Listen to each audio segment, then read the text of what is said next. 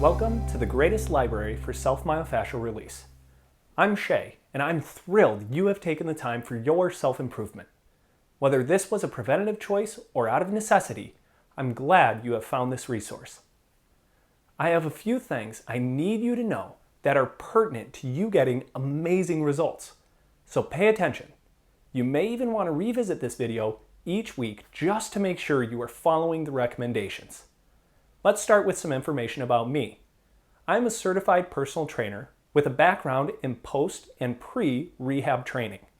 Additionally, I'm a licensed massage therapist, certified medical myotherapist, certified pain and posture specialist, and a myoskeletal alignment therapist. I am not a doctor, and as such, I am not providing you with medical advice. First, because we deal with pain, you need to be aware of how you are responding to the release techniques. It has been my experience this program works for 90% of people when done correctly, with consistency. Second, doing this correctly means you need to know how to breathe with your diaphragm. As a test, sit tall or lay down.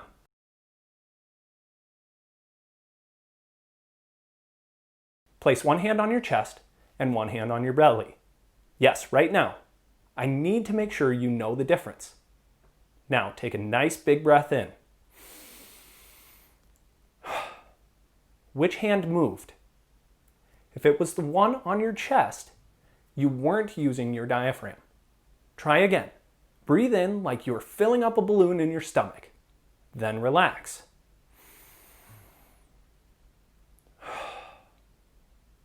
If you struggle with this, you likely have an overactive stress response in your body.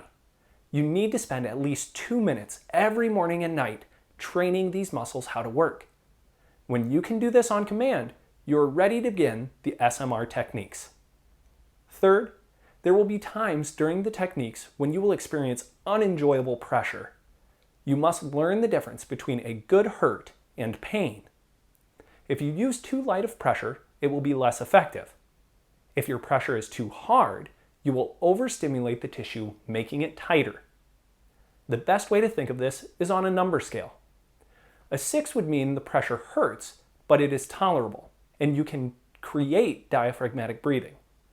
A 7 would mean squeezing the muscle tight because it hurts, and taking short, shallow breaths through the chest and neck. As a massage therapist, I have many techniques I use to create the specific response I'm looking for. When we use a foam roller, it will be much like when I use an open palm and wide fingers. I'm performing wide strokes to loosen the mass of tissue and create blood flow.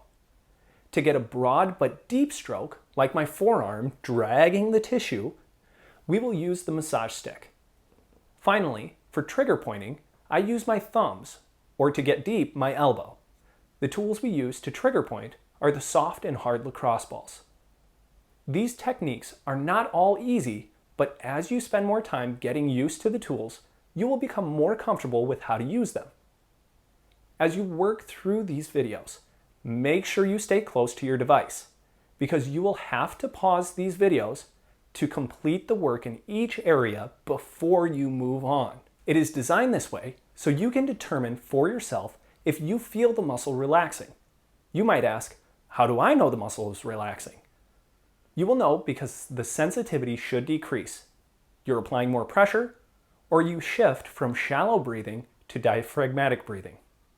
Finally, and possibly the most important thing to remember, if you spend time really working on one area, especially with the lacrosse ball, wait 48 hours before working that same spot in order for the muscle to heal. With that, let's go ahead and get started. You now have access to the whole library and can start immediately on the areas you need most.